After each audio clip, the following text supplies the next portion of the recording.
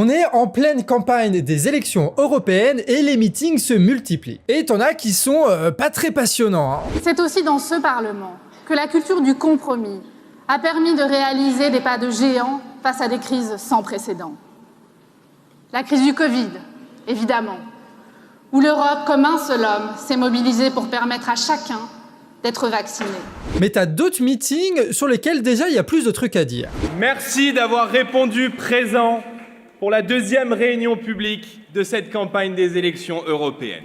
Alors Montbéliard, pour ceux qui connaissent pas trop, c'est là dans la Franche-Comté, c'est la première région industrielle du pays. C'est une ville de taille moyenne et à côté d'elle, il y a Sochaux, presque un village si on fait abstraction d'un énorme site industriel Peugeot qui s'y trouve. Tout le monde là-bas connaît quelqu'un qui bosse dans cette usine. Ou plutôt, vu les licenciements récents, tout le monde connaît quelqu'un qui bossait dans cette usine. Ah, il y a un signe qui trompe pas, hein, qui montre que c'est une véritable ville-usine à Sochaux. Par exemple, tu as le lion de Peugeot qui est sur l'écusson du mythique club de Sochaux. Tout simplement parce que le club a été créé par l'entreprise de Peugeot. Bref, c'est une ville-usine avec beaucoup d'ouvriers ou d'anciens ouvriers. Donc on pourrait croire que le RN va là-bas en territoire conquis avec un gros électorat Le Pen, sauf que c'est pas tant le cas en fait. Hein. Le Pen a fait que 19% aux dernières élections, ce qui est moins que la moyenne en France, avec un Macron à 25% et surtout un Mélenchon à 29%. Bardella vient donc à Montbéliard pour conquérir un électorat qui subit la délocalisation, la désindustrialisation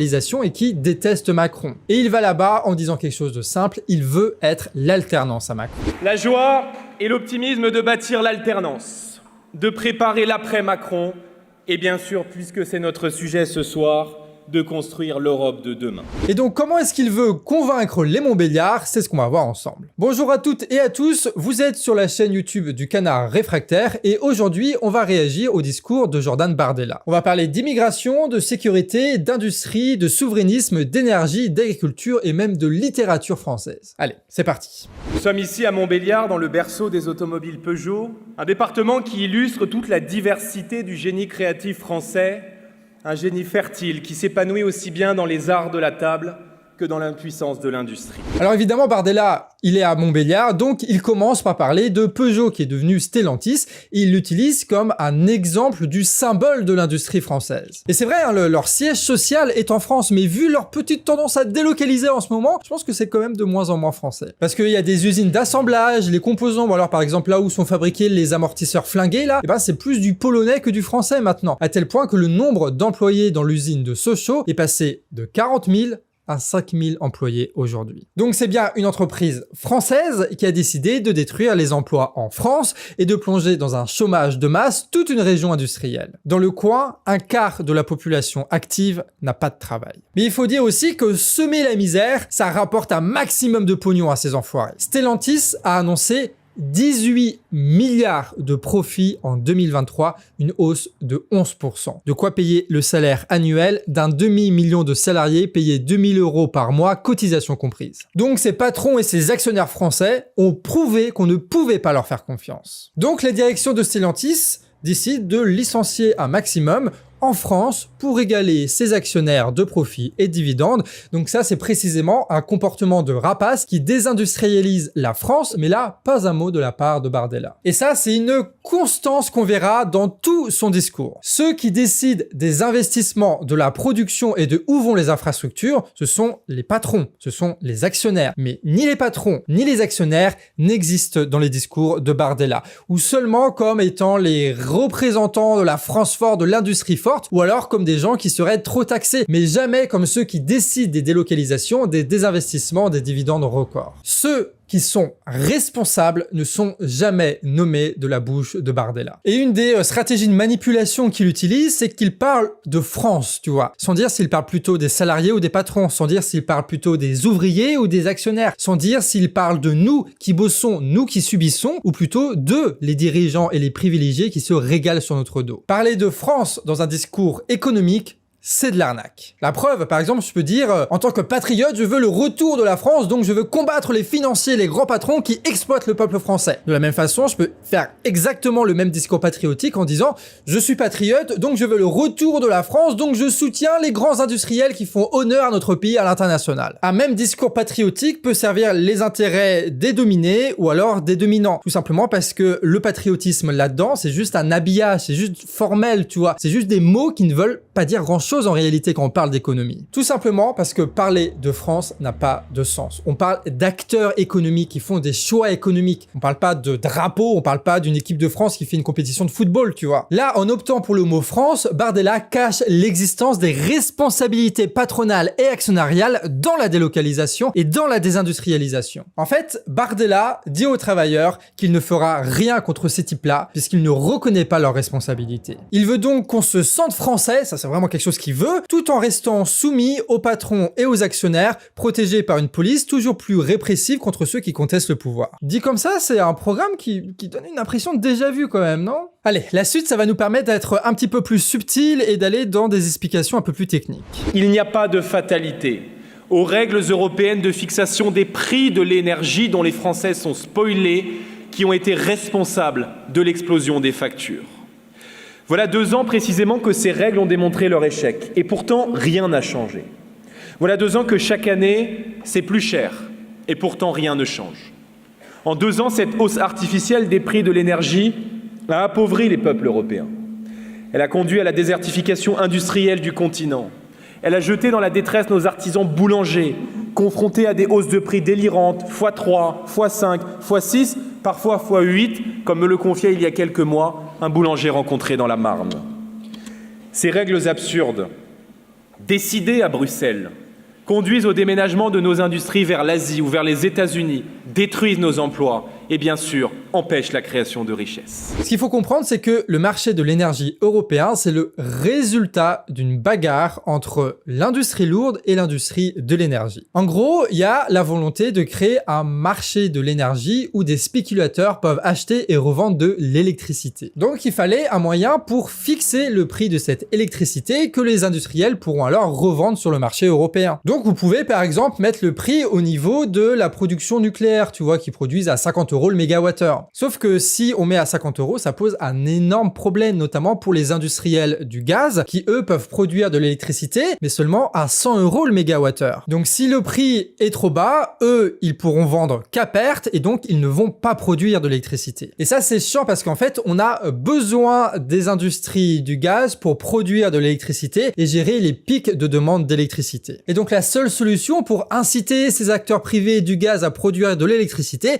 eh ben, c'est mettre le prix de l'électricité très haut pour qu'ils puissent faire du profit avec cette histoire. D'où le fait que le prix de l'électricité en Europe est aujourd'hui indexé au prix du gaz. Donc en gros, on a des industriels du gaz qui doivent produire de l'électricité pour maintenir le réseau électrique. Ils le feront que si c'est rentable et donc le prix de l'électricité est fixé au niveau du prix du gaz pour permettre à ces industriels de générer des profits et donc de produire de l'électricité. Sauf qu'avec la guerre en Ukraine, les sanctions et surtout la spéculation, les prix du gaz ont flambé et avec lui le prix de l'électricité. Alors même que le coût de production du nucléaire, par exemple, n'a absolument pas changé. Et Bardella, il critique ce système-là. Il dit que ce système-là ne fonctionne pas. La preuve, c'est que les petits artisans, ils ferment boutique et que tu as même des gros industriels qui soit mettent la clé sous la porte, soit c'est une bonne excuse pour délocaliser, quoi. Ce qui est pas faux, mais ce qu'il ne dit pas, c'est que si certains industriels perdent dans ce jeu-là, et t'en as d'autres qui gagnent, notamment les producteurs d'électricité, qui peuvent vendre le mégawattheure genre à 200 € parce que t'as un jeu de spéculation à la con, alors qu'en réalité, ils le produisent pour 4 fois moins cher. Et c'est le cas notamment des grandes entreprises genre Total, parce que eux, ils contrôlent toute la chaîne de production, tu vois, de l'extraction du gaz au raffinement et à la production d'électricité. Donc que le marché fixe les prix à 50, 200 ou 1000 € le mégawattheure, eux, ils produisent l'électricité au même coût. Ce qui fait que, si les prix augmentent sur les marchés, c'est directement leur marge et leur profit qui augmentent. Donc eux, ils se régalent avec ce système-là. Donc t'as un choix politique qui a été fait de favoriser les grosses industries de l'énergie au détriment d'une grosse partie de l'industrie lourde ou de l'artisanat par exemple. Et cette stratégie, elle a un gros impact sur le nucléaire. Ah oui, vu que les prix sont basés sur le plus cher des producteurs d'électricité et que le nucléaire quasiment c'est le moins cher en termes de production, ça veut dire que le marché européen permet au nucléaire d'exporter massivement de l'électricité avec une énorme marge. Quoi qu'il arrive, le nucléaire, il vend à 50 € le mégawattheure, donc si le marché est à 200 € le mégawattheure, ils se font une marge de 150 € par mégawattheure, ce qui est énorme. Et c'est ce système à la con du marché européen des énergies qui permet donc au nucléaire d'être la production électrique la plus rentable en Europe. D'où le nombre de projets de centrales nucléaires qui a été lancé ou relancé récemment. Rajoute à ça, à niveau français, les immenses subventions au nucléaire et la nationalisation totale d'EDF, et aussi la petite législation européenne qui vise à égaliser le renouvelable et le nucléaire au niveau des subventions. Et en fait, quand on regarde tout ça, on se rend compte qu'on a en réalité un système qui favorise la production nucléaire au niveau européen, contrairement à ce que dit Bardella. C'est juste que ça profite aux industriels et pas aux gens. Et ça, Bardella, il lui dit pas. Non, il lui dit pas parce qu'il va pas taper les têtes qui sont au-dessus de lui. Bref, Bardella dit qu'il faudrait favoriser l'atome, sauf que c'est déjà la politique d'Emmanuel Macron. Mais là où le Macron il est fourbe, c'est qu'il a renforcé ce qu'on appelle la loi Arendt, qui force EDF, une entreprise publique, à céder une bonne partie de l'électricité et du nucléaire à prix coûtant à des fournisseurs privés qui vont revendre cette énergie sur le marché à un prix 2, 3, 4 fois plus élevé. Et parmi ces fournisseurs privés, on retrouve Total Energy, Suez, des gros énergéticiens européens, etc. Donc on a une entreprise publique qui a des infrastructures qui ont été payées à coût de milliards d'impôts, qui cède sa production d'électricité à d'immenses entreprises privées de l'énergie qui vont réaliser avec ça des milliards de bénéfices sans rien produire pour envoyer tout ça en dividendes. C'est tellement fou ce système-là que c'est bizarre que Bardella n'en parle pas dans son discours en fait. 40 minutes de discours où il parle énormément de l'énergie et de l'électricité, sans jamais parler de Total Energy. Bref, voilà pourquoi le marché de l'électricité en Europe, c'est une bagarre entre les industriels.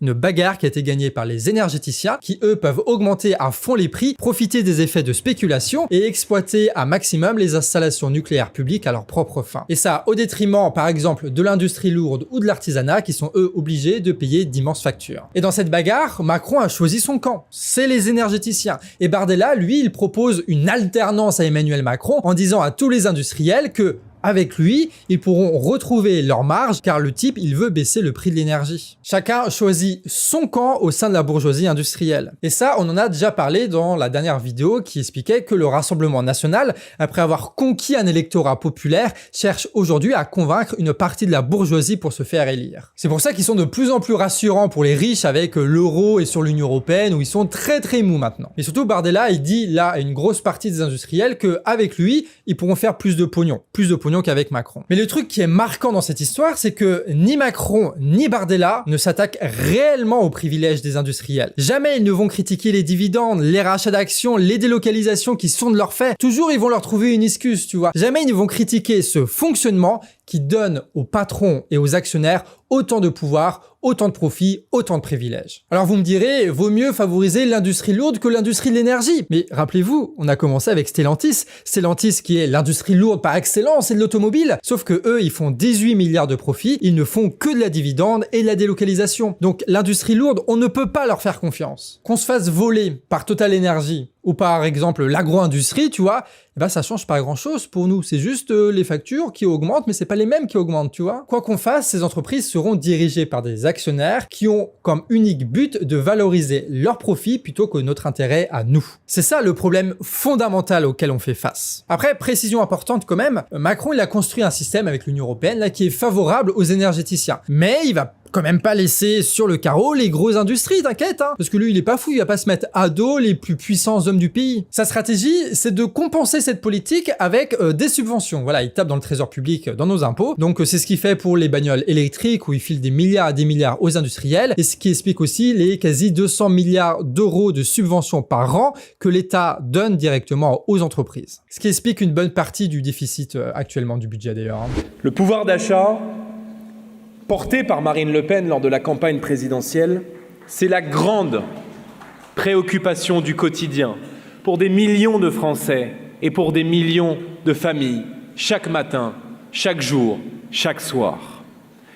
L'angoisse des fins de mois n'a jamais été aussi forte. L'inflation grignote mois après mois votre pouvoir d'achat et réduit par conséquent la valeur de vos efforts. Donc là, pareil, il fait des grands discours, mais en réalité, il dit pas d'où vient l'augmentation des prix. Genre, ça tombe du ciel. Bah non, ça tombe pas du ciel, l'inflation. L'augmentation des prix, ça vient essentiellement de l'augmentation des marges, encore une fois. Les marges des pétroliers, les marges des gaziers, les marges des énergéticiens. Ils ont juste augmenté les prix pour augmenter leurs profits, et ils ont fait des profits records, comme la plupart des multinationales qui se sont gavées avec l'inflation, parce qu'ils sont la cause de cette inflation-là. Comment on peut faire 40 minutes de discours sur la crise en France sans parler des profits records du CAC 40 cette année, sans parler des dividendes records, sans parler des rachats d'actions records. Le gars, c'est fou parce que il y a un éléphant dans la pièce, tu vois, et Bardella, il fait genre, il y a pas d'éléphant, je ne vois rien, je ne vois qu'un couloir, tout va bien, alors que il y a un putain d'éléphant avec Pouyanné et Bernard Arnault qui sont dessus avec un grand sourire, quoi. Et vu que les prix de l'énergie ont explosé à cause des marges, l'État compense avec de l'argent, encore une fois, de nos impôts, comme c'est pratique, pour que les prix paraissent moins élevés. C'est ce qu'il appelle le bouclier énergétique, et en gros, c'est comme si l'État finançait directement les profits des multinationales de l'énergie qui partent dans les dividendes. Et c'est pour ça que les prix augmentent, hein. C'est parce que l'État français, ils enlèvent le bouclier tarifaire, sauf qu'ils n'ont pas régulé les prix de l'énergie. Donc, les prix de l'énergie, ils augmentent, puisque, Total, ils veulent se faire du pognon, et donc, ils augmentent leur prix, quoi, c'est tout. Bref, quand tu fais cette analyse-là, tu te dis, ok, t'as des salauds qui se font des milliards sur notre dos, des entreprises dirigées en plus par des millionnaires ou par des fonds de pension étrangers de merde, tu vois. Donc on va pas avoir de sympathie pour ces gens-là. Donc on peut nationaliser, voire réquisitionner ces entreprises pour qu'on puisse piloter directement la politique énergique de la France de façon souveraine, comme aime bien à répéter le Rassemblement national. Là c'est cohérent car tu te donnes les moyens de réguler les prix, de réguler la production. Mais Bardella fait pas ça. Lui il dénonce les conséquences sans jamais expliquer les causes et ne propose rien de concret. Que va faire Bardella face aux marges des énergéticiens? On sait pas, parce que pour lui, ces marges, elles n'existent pas. Parce qu'ils n'ont pas le courage de remettre en cause leurs propres dogmes, en touchant aux règles européennes de fixation des prix de l'énergie. Ils vous font payer à vous l'addition de leurs erreurs et de leur impuissance. Vous voyez comment, en expliquant rien, on arrive à parler mais sans rien dire? Ensuite, Bardella, il va parler d'immigration. De saisir le peuple français sur la question de l'immigration, car sur ce sujet, lui seul a été lucide depuis des décennies. Il est temps de rendre aux Français la parole et de permettre au peuple de France de reprendre le contrôle de son destin.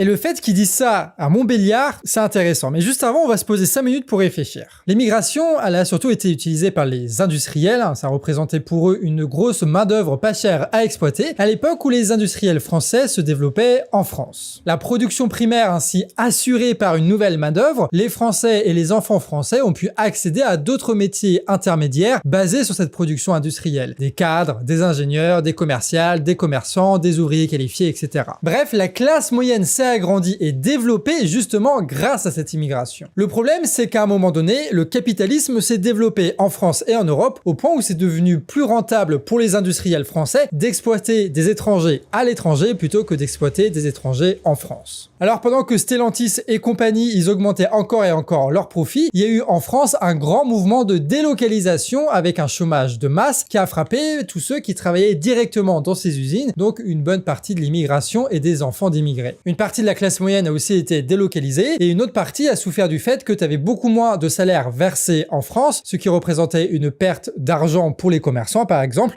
et c'est ça qui a multiplié les faillites. Bref, le sentiment de déclassement, il vient de la délocalisation, il vient pas de l'immigration. Et donc, à un moment donné, il faut le répéter quand même, hein. C'est pas le lobby pro-Algérie en France qui organise ces délocalisations. C'est pas eux qui augmentent les dividendes. C'est pas eux qui licencient en masse. C'est pas eux qui décident d'investir sur les marchés étrangers plutôt que nationaux. Et c'est pas eux qui mettent dans la merde des millions de travailleurs. Ceux qui sont suffisamment organisés pour réaliser tout ce que je viens de dire, c'est les gens qui sont dans les entreprises. Ce sont ceux qui s'organisent comme lobby et qui influencent, voire dirigent la politique de l'État et de l'Union européenne. Ce sont les grands patrons et les grands actionnaires. Les immigrés et les enfants d'immigrés ne décident pas des délocalisations. Ils ne décident pas de casser la production. Ils ne signent pas des papiers qui mettent à la porte des milliers d'employés pour qu'une entreprise devienne encore plus rentable qu'avant. Les patrons et les actionnaires, par contre, eux, ils décident des dividendes, eux, ils décident des délocalisations, eux, ils décident de la production et eux, ils décident des licenciements. L'immigration a été exploitée par ces types-là, comme nous sommes exploités par ces ces mêmes types-là, parce que face à ces types-là, face à ces gens qui décident tout à notre place, nous sommes dans un même putain de bateau. Mais pour Bardella, évidemment, ce bateau ne bat pas sous pavillon tricolore. Pour lui, la France, ça reste des belles phrases, des slogans creux et les saucisses de Montbéliard, c'est jamais un peuple exploité par les mêmes enfoirés. Et donc c'est marrant qu'il dise ça à Montbéliard, où tu as au final assez peu d'immigration par rapport à la population. Par contre, la population, elle est victime des choix de quelques actionnaires, donc on en a parlé, Stellantis, mais aussi des choix de l'État, par exemple, qui décide de fusionner les hôpitaux de Montbéliard et de Belfort. Et donc, c'est la même chose qui se passe à Montbéliard qu'il se passe à Guingamp ou qui se passe dans toutes les villes moyennes de France, en fait. Il y a plus de médecins, il y a plus d'hôpitaux, donc il y a plus d'installations de jeunes, notamment ceux qui viennent avec des enfants, tu vois. La population vieillit, les commerces ferment et la ville, elle s'éteint. Et sauf erreur de ma part, c'est pas le lobby camerounais en France qui dirige les ARS, je crois que c'est plutôt l'État. J'ai vu que les macronistes et que la candidate d'Emmanuel Macron dans ces élections européennes se félicitaient d'avoir voté en faveur du pacte vert et se réjouit de ses résultats. Elle répète à longueur de plateau qu'elle est fille et petite-fille d'agriculteurs. Peut-être ne passe-t-elle pas suffisamment de temps avec nos agriculteurs pour constater l'échec des votes et de la politique qu'elle mène à Bruxelles. Quels sont les résultats de ce pacte vert ? Les résultats de ce pacte vert, ce sont des milliers d'agriculteurs descendus dans les rues parce qu'ils n'arrivent plus à travailler et à vivre de leurs efforts. Des milliers d'agriculteurs que nous pouvons applaudir ce soir en colère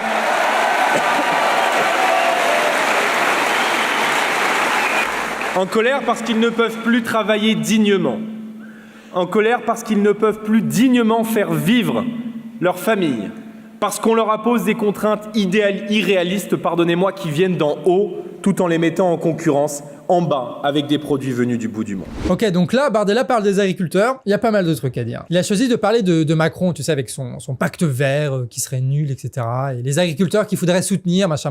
Oui, il faut soutenir les agriculteurs. Je veux dire, tout le monde dit qu'il faut soutenir les agriculteurs. Macron, Mélenchon, Le Pen, Dupont-Aignan, tout le monde dit qu'il faut soutenir les agriculteurs. Sauf qu'en fait, ça veut un peu rien dire, soutenir les agriculteurs. Parce qu'il parle de qui quand il dit ça? Dans son discours, il fait quelques propositions quand même. Quand nos cantines scolaires, quand les cantines de nos enfants doivent se fournir en produits alimentaires, qu'elles le fassent d'abord auprès d'agriculteurs français. Il est normal qu'en France, on puisse d'abord manger français dans les cantines des écoles de la République. Et ça, c'est déjà le cas en fait. Il y a une loi qui s'appelle la loi Egalim qui a été mise en place par la Macronie et qui vise à résoudre la crise agricole en assurant un prix rémunérateur pour les agriculteurs. Et cette loi, elle impose 50% de bouffe labellisée dans les cantines. Le problème, c'est qu'il n'y a pas le financement pour payer cette nourriture en fait, parce que ça coûte plus cher, donc il faut monter les prix. Et les municipalités, elles veulent pas trop augmenter les prix parce qu'elles savent très bien que les plus pauvres des enfants n'auront plus accès à cette cantine-là. Donc la solution, c'est d'augmenter le financement des cantines. Et c'est ce que fait Macron. Donc encore une fois, quelle est la différence entre le programme de Bardella et le programme de Macron? C'est les mêmes éléments de langage avec les mêmes propositions. D'ailleurs, quand on y pense, favoriser le produire français, c'est beau, dit comme ça, mais ça veut dire quoi exactement? Parce que l'agriculture française, en vrai, elle est séparée en deux. Il y a d'un côté les petits paysans et de l'autre côté les gros agriculteurs et notamment les céréaliers. Alors ok, ils ont tous les deux des bottes, ils ont tous les deux des tracteurs, d'accord, mais la comparaison elle s'arrête là. Par exemple, le gros céréalier, lui, il a d'immenses terres. Il touche un très très gros chèque de la PAC et il oriente sa production vers l'exportation. Il a généralement pas mal de thunes investies un petit peu partout, et notamment dans les coopératives et les industries agroalimentaires comme Rousseau, qui est aussi le patron de la mafia de la FNSEA, mais aussi le patron du groupe industriel Avril. Lui, il veut des traités de libre-échange avec un maximum de pays pour exporter sa production et ses entreprises à l'étranger. Il veut un marché commun pour aller conquérir les consommateurs partout dans le monde. Il veut négocier avec Leclerc à l'étranger pour contourner la loi Egalim et baisser encore plus le prix de rachat des denrées alimentaires aux agriculteurs et donc maximiser pour lui le profit de ses entreprises. Lui, il peut augmenter les prix parce qu'avec ses potes industriels, ils ont décidé de profiter de l'inflation ensemble et d'augmenter ensemble leurs marges pour se faire des profits records. Et c'est lui, comme d'autres, qui délocalisent leur production à l'étranger pour produire par exemple du poulet en Pologne 3 fois moins cher qu'en France et vendre la production dans les supermarchés à bas prix pour mettre en faillite les agriculteurs français et racheter leurs terres. Ça, c'est le gros agriculteur. Le petit paysan, lui, ça n'a rien à voir avec ça. Ces prix, c'est pas lui qui les décide. Non, c'est fixé en amont par les gros industriels et en aval par les grandes surfaces. Il touche un peu de subvention de la PAC, mais 3 fois rien. Il bouffe des réglementations à foison, tout ça pour produire de la nourriture 3 fois plus chère que les immenses industriels ukrainiens avec qui ils sont en concurrence directe, mais qui ne respectent aucune des normes françaises. Sachant qu'on parle des agriculteurs ukrainiens, mais non, c'est pas les agriculteurs ukrainiens, c'est les industriels ukrainiens, c'est les immenses industriels ukrainiens milliardaires qui possèdent quasiment un monopole dans la production là-bas. Des milliardaires qui vendent leur production aux supermarchés français comme les Leclerc et compagnie, des supermarchés qui se font une grosse marge en passant. Et les petits paysans, eux, ils ont pas la production pour exporter à l'étranger. Du coup, eux, ils subissent le libre-échange, d'accord? Donc autant de dire que les petits paysans, ils ont des intérêts totalement différents des gros industriels, genre Rousseau, le patron de la FNSEA, qui a d'ailleurs mené les négociations lors de la révolte des agrès en début d'année. Donc Bardella, en disant agriculture française, il refuse de dissocier le gros agriculteur du petit paysan, comme il le fait d'ailleurs avec l'industrie, en ne dissociant pas l'actionnaire des salariés. En plus, en vrai, quand on regarde les grosses boîtes de l'agriculture française, elles sont parmi les plus grandes du monde. Lactalis, Avril, Danone, LDC, c'est ce qu'on appelle les seigneurs de l'agriculture. Ils chopent de la thune, ils chopent les industries, ils imposent leurs prix et dictent la politique de l'État via la mafia agricole de la FNSEA. Il n'y a donc pas d'opposition entre les Français d'un côté et les étrangers de l'autre, entre l'agriculture française d'un côté et l'agriculture étrangère de l'autre, mais bien une opposition entre ceux qui possèdent, qui dirigent, qui exploitent et qui décident, et ceux qui sont dépossédés, qui ne décident pas, qui ne dirigent pas et qui sont exploités. Cette logique de classe, elle existe dans l'agriculture, mais Bardella n'en parle pas. Donc à votre avis, ce type-là qui n'ose même pas le dire en public, ça, à votre avis, une fois qu'il aura le pouvoir, il fera quoi? Il va aider les puissants ou ceux qui sont faibles? Il va aider ceux qui sont prêts à lui mettre à disposition une puissante mafia agricole ou ceux qui sont en quasi-faillite? Il va se mettre du côté de ceux qui sont organisés en lobby partout dans l'Union européenne, dans l'État, dans les banques, dans les syndicats et dans la SAFER, ou alors il va aider les petits paysans qui sont seuls, isolés et sans organisation. Si Bardella ne nomme pas les puissants, c'est parce qu'il prépare la trahison. Bref, Bardella, en niant l'existence d'un conflit au sein de l'agriculture française, il reste flou quant à qui il va défendre. Il séduit autant les petits que les gros agriculteurs, mais quand on prend le temps de réfléchir, on sait qu'il défendra les gros. Donc là, devant nos yeux, il ment volontairement. Il y a un autre truc sur Bardella dans son discours qui passerait presque inaperçu si on fait pas gaffe, c'est un combo. Déjà sur la police. Le Rassemblement national se tiendra toujours, du côté de nos policiers et de nos gendarmes.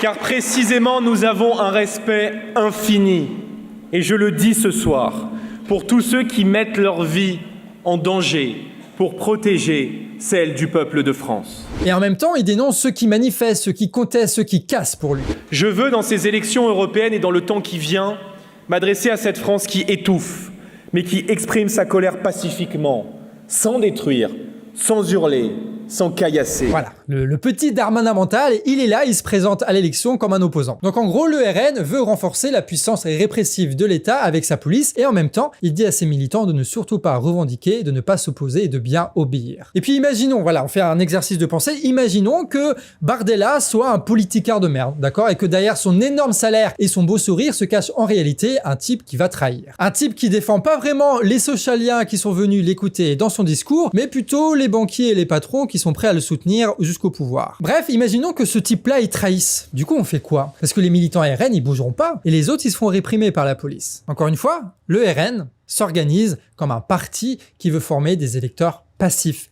inactif, qui regarde la politique comme une vache regarde le train passé. Il ne veut pas d'un peuple souverain capable de s'imposer et capable d'aller chercher ses représentants qui trahissent. Il veut juste un peuple bien sage qui va à l'école sagement, qui va au travail sagement et qui va voter sagement. Et encore une fois, ça c'est du macronisme, Ça c'est la politique de gars qui veulent le pouvoir et qui se préparent à la trahison. Ils sont capables de tout dire, tellement d'ailleurs que là on va arriver au dernier point, ils sont capables de dire n'importe quoi, même sur la culture française. C'était à Besançon en 1802. Comme il l'écrira lui-même, ce siècle avait 2 ans.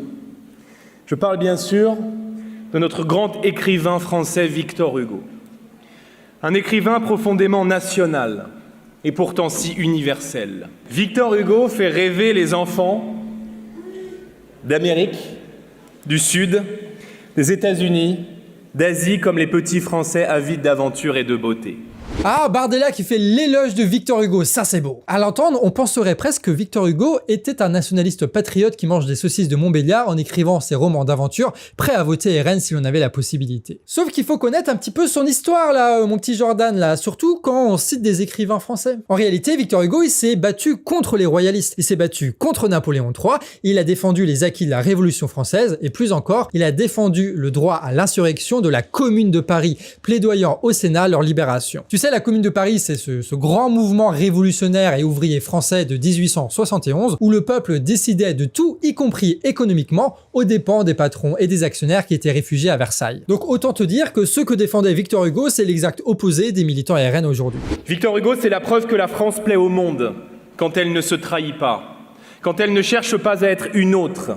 C'est la preuve que la France réussit dans le monde quand elle demeure elle-même. Et surtout quand on regarde le grand roman de Victor Hugo qui est Les Misérables, on se rend compte que c'est pas très Rassemblement National, tu vois. Genre par exemple, Marius s'oppose aux familles Bourges et rentre dans un clan révolutionnaire. Tu as Gavroche qui était un petit pauvre qui est mort sur les barricades. Et Jean Valjean, il vole pour survivre et la police le pourchasse. Ce que Victor Hugo montre, c'est la société française de l'époque, dans ses conflits, dans ses injustices et dans sa violence. Mais dans une violence qui est systémique, dans une violence qui est économique, qui est politique. Une description d'ailleurs qui, à l'époque, faisait peur aux petits bourgeois de salon qui se réclamaient de la belle culture française, hein, comme Bardella aujourd'hui parle de Victor Hugo sans rien y connaître. Par exemple, les frères Goncourt, c'était des petits cons de rentiers méprisables, tu vois, qui disaient des Misérables que c'était artificiel et décevant. Baudelaire lui-même disait que c'était immonde et inepte, mais c'est encore Lamartine qui parle du mieux de l'œuvre de Victor Hugo. Les Misérables sont un sublime talent, une honnête intention et un livre très dangereux de deux manières. Non seulement parce qu'il fait trop craindre aux heureux, mais parce qu'il fait trop espérer aux malheureux. Victor Hugo faisait une littérature de classe, ce que jamais n'a fait le Front National et le Rassemblement National. Et c'est pour ça que les petits bourges à l'époque critiquaient Victor Hugo. Parce que quand on montre les injustices, quand on met en lumière la lutte des classes, quand on pousse aux révoltes contre les privilèges, on a toujours les dominants qui nous méprisent et qui nous répriment. Tu as toujours des gens qui, bien protégés de leurs privilèges, nient les injustices et nient les dominations. Des types qui nous font toujours regarder ailleurs pendant que leur police nous réprime. Ça vous dit rien ça non plus? Ça vous rappelle pas un petit président de la République ça? Eh ben oui Jordan, il faut connaître un petit peu ta culture française avant d'en parler. Bon après c'est peut-être celui qui a écrit ces fiches que Jordan lit assidûment sur son petit pupitre qui n'a peut-être pas suffisamment de culture française. Hein. Bon on va faire une petite conclusion à cette vidéo qui est déjà très longue. Hein. Ok, Bardella, je pense que c'est le plus simple pour résumer ça. Bardella il joue aux Trois Petits Chats. Je sais pas si tu connais Trois Petits Chats, c'est une comptine pour enfants tu vois et donc en gros ça répète Trois petits chats, trois petits chats, trois petits chats, chat, chat et après il faut trouver un autre mot qui commence par chat et du coup ils font chapeau de paille et du coup ça fait trois petits chats, trois petits chats, trois petits chats, chat, chat, chapeau de paille, chapeau de paille, chapeau de paille, paille, paille. Et après, ça passe sur du paillasson, puis après, il y a des histoires de tintamarre, de terre de feu, de cheval des Troies, avant que ça termine enfin sur trois petits chats, trois petits chats, trois petits chats. Et c'est comme ça que se termine cette comptine. Et ben, Bardella, lui, il a choisi la stratégie des trois petits chats. Il commence avec une envolée lyrique sur la France qui ne veut rien dire en répétant 3 fois le mot France. Après, ça part sur l'immigration, où il répète 3 fois le mot immigration. Ensuite, ça part sur l'insécurité, où il répète 3 fois l'insécurité. Il répète 3 fois le nucléaire, 3 fois l'agriculture française, 3 fois le déclassement. Il balance quelques mots-clés comme ça à répéter en boucle. Et ça se termine en criant Vive la France 3 fois, et c'est tout. En gros, il ne fait que répéter des mots-clés, mais en réalité, quand on regarde précisément, ce type-là n'explique rien. Il est creux. Et c'est pour ça qu'il y a tellement de passages télé où dès qu'on essaie de creuser un petit peu Bardella, on se rend compte qu'il y a rien. Parce qu'en fait, il joue à Trois Petits Chats. Il joue à Trois Petits Chats depuis des années, ce type. Il parle, il place ses mots-clés, mais il n'explique rien. Il explique rien de l'origine des crises, il n'explique rien de ceux qui décident réellement, il n'explique rien de ceux qui profitent de ce système, rien de ce pourquoi ce système a été mis en place, rien de ce qu'il faut réellement mettre en place pour arranger la situation. Rien de rien, il fait que de répéter trois petits chats, trois petits chats, trois petits chats, chat, chat. Et pour l'instant, cette histoire de trois petits chats, ça passe. Pourquoi? Parce que le Rassemblement National a encore l'aura d'un parti populaire et contestataire. Mais là, avec Bardella, faut bien se rendre compte quand même qu'on a juste un costard-cravate qui est passé à la lessiveuse avec du dentifrice blanchissant. Hein. Il reste pas grand-chose quand on l'écoute véritablement. Il y a juste un grand sourire d'un jeune millionnaire qui, politiquement, n'explique rien, n'assume rien et au fond ne propose rien de très intéressant. À vouloir convaincre les mêmes puissants qu'Emmanuel Macron,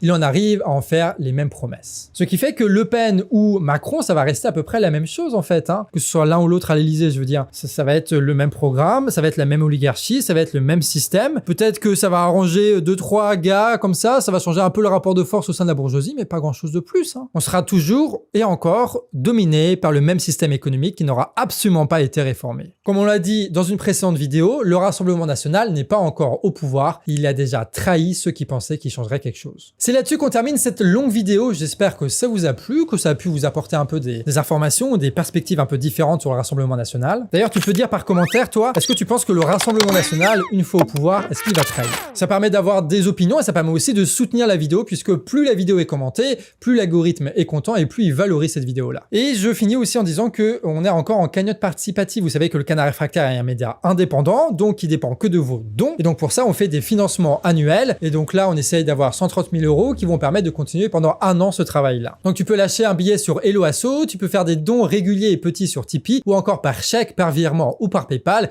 tout est en description. Merci à tous ceux d'ailleurs qui ont soutenu le canard, c'était Pixel au montage qui a monté cette vidéo très rapidement, donc c'est cool. Sur ce, des bisous et à la prochaine.